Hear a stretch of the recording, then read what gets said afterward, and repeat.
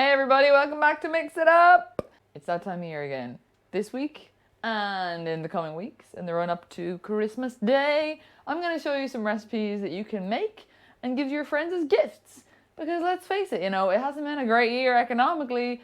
Some of us might be a little short in the cashish, and homemade gifts are so thoughtful. I think people really appreciate them. I really appreciate them. And you can make these pretty easily. Give them to your mates if you're, visiting people over the Christmas period or the holiday period, whatever you celebrate. You can give these things, you can bring these things last minute. A lot of the stuff I'm going to be making today and over the coming weeks is very simple, low amount of ingredients, and I think it's going to be great. So let's get down to it. Today we are going to make biscotti. Biscotti is like an Italian biscuit that's been baked twice. And that's kind of the whole shtick with biscotti, but I always find it to be like very Christmassy. It goes great in the side of a mulled wine or a brandy. It's got a lot of Christmassy kind of spices and stuff in it. It's just a very Christmassy, festive biscuit. You know what I mean? You wouldn't be ripping open a packet of biscotti on a Tuesday. You wouldn't just be casually having biscotti whenever you want. It's kind of a festive thing. In my mind, it's always been that way.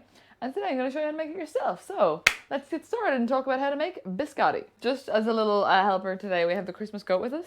He's going to be helping us the whole way through the holiday season. So he's just going to be here.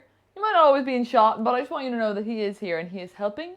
And he loves Christmas spirit and he loves biscotti and he loves baking and cooking. Don't you? Yeah, he said yes. He said yes.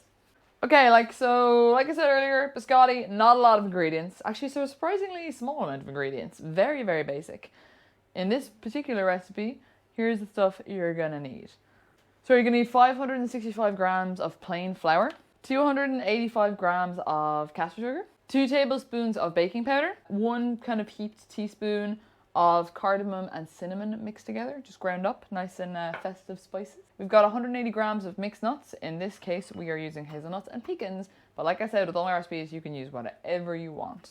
We've got 4 eggs from a chicken. And then in this bowl here, we've got kind of our version of candied peel. Myself and Seb both do a lot of ferments, but in this case, last year, he sliced up some bergamot, which is a really delicious citrus fruit, and he let it to sit in some honey. A year has now gone by, and it's kind of like our own version of candy peel. So this is bergamot and that has been sitting in honey for a year. It's very, very nice, very Christmassy. Oh my god, it's got an amazing aroma. So if you don't have something like this, you could use candied peel. Or often in past recipes for biscotti, I have just used, say, maybe like dried cranberries and then like zest of an orange. Maybe just something fruity. You actually don't have to put this in.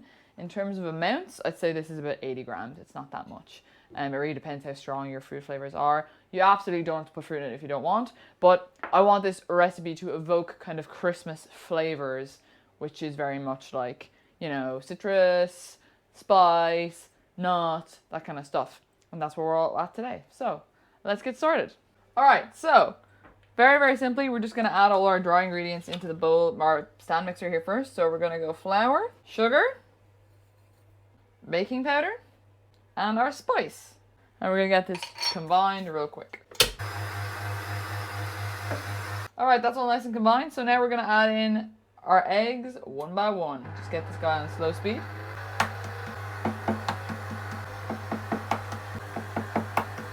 And we're just going to let this mix until it's all combined.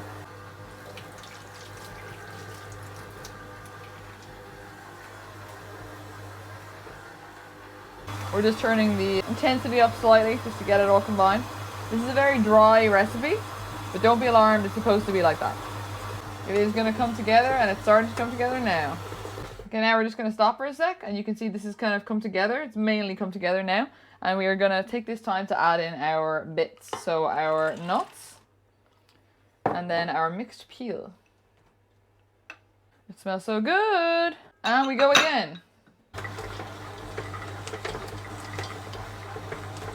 And we're really just combining this. We don't want it to overmix and overwork the gluten and end up with a too tough a dough. So this is ready to go.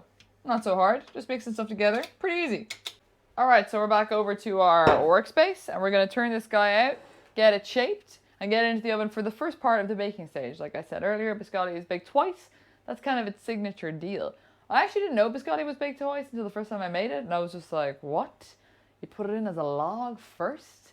What the hell are you talking about? And then you take it out and you slice it. I was very alarmed the first time I made it. I had no ideas about the intricacies of biscotti, and I was very alarmed. But now I know, and it excites me. And it's interesting. And I often wonder what things like this, how do they even discover how to do this? Interesting stuff. All right, so we've got some flour here. We're just gonna flour up our surface a little bit and tip our biscotti out onto it and just kind of get it all together. Not too much flour because, you know, this dough is quite dry. We don't want to dry it out any more than it is. It's not too dry. It's just quite dry. It should be a little bit tacky now as well. This looks really good. So we're just going to get all this together. You're literally just trying to bring everything together.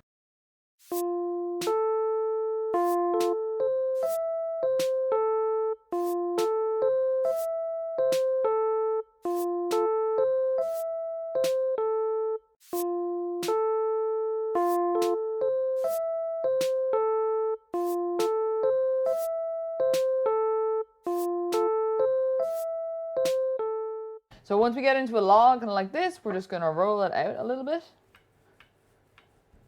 Don't worry if some of the dough sticks to your rolling pin, that's fine. And we just want to get this into a nice shape because this, at the end of the day, is the shape our biscuits are going to be. So this is kind of nice shape like this. And that's it. It's pretty much ready to go into the oven now. We're gonna sit it onto our pre-prepared baking tray here that we have put a silk plat on. You can use baking paper or you can just grease it up. Whatever you want. We're using the silk plat, which I do recommend because these are reusable, so it's better for the environment. But yeah, baking paper is fine. Great. Okay, so our biscotti dough is ready to go into the oven. Don't be alarmed. I know you've probably made biscuits before and they didn't look like that's going into the oven. This is the way biscotti is supposed to go. Okay, don't be upset. I was upset too. It's gonna be fine. We're gonna get this into the oven at 170 degrees Celsius and bake it for 25 minutes. I'll meet you back here. All right, biscotti should be ready now. Oh yeah, look at that. Look at that. Looks pretty good. As you can see, it has expanded dramatically. We also left it in the oven longer than we originally said. At first it said 25 minutes. We actually ended up leaving this in the oven for 45 minutes because, in retrospect, the recipe we used should have been split into 2 logs, but it doesn't matter at all. I actually really like really long biscotti. That's kind of what I wanted anyway, so it's totally fine. You just need to adjust your cooking time accordingly. Obviously, if you do more logs, it takes less time. So if you want to come and have a look, see this, you can see there's like a little bit of give in the dough. It's not totally solid the whole way through. That's because the inside isn't fully cooked, which is fine because we need to be able to slice it before we get it back into the oven. So we're just going to let this rest for 10 minutes. Then we're going to come back, slice it up and get it back into the oven. So I'll meet you back here in 10 minutes. All right, so our biscotti has been cooling for about 10 minutes. We're just going to gently remove it from the silk plat. It's still a bit sticky underneath. That's fine. It's going to be very hot, so just be careful handling this, especially underneath. And we're just going to cut it up. All right, so before we start cutting this, we've got 2 trays set up here with 2 silk plats. And we're literally just going to cut our biscotti to the desired width.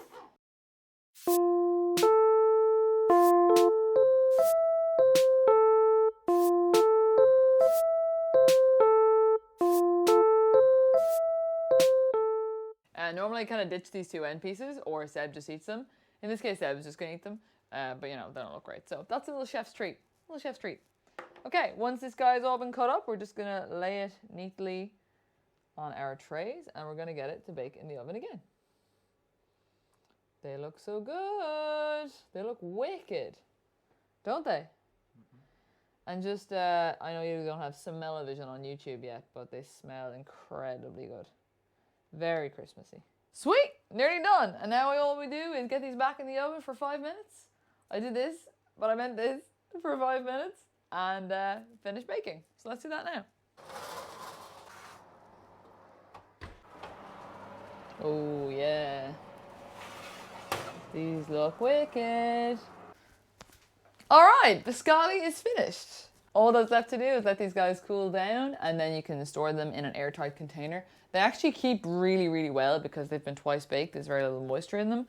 So they've got a really, really great shelf life. So this is something you could prep like maybe 2 weeks before Christmas and give to people as a gift. Just make sure you store them in an airtight container. Before I serve them, I give a little dusting of icing sugar because it looks wicked. So we're going to do that as well. Alright, that's how you make biscotti. Makes a great Christmas gift, last minute thing if you've got people coming over. Goes great with mulled wine, goes great with brandy, they're great on their own. Great with a little coffee, whatever you want, Irish coffee. Whatever you want, doesn't have to be boozy, whatever's Christmassy, whatever you feel like. Eggnog, why not? Never had it, why not? Thank you so much for tuning in. Let me know how you get on, if you make this at home, what you put in your biscotti, how it turned out, any changes you'd make. Slide into my DMs on Instagram, I'm at Holly Dalton Chef. And don't forget to mix it up. See you next time. Bye.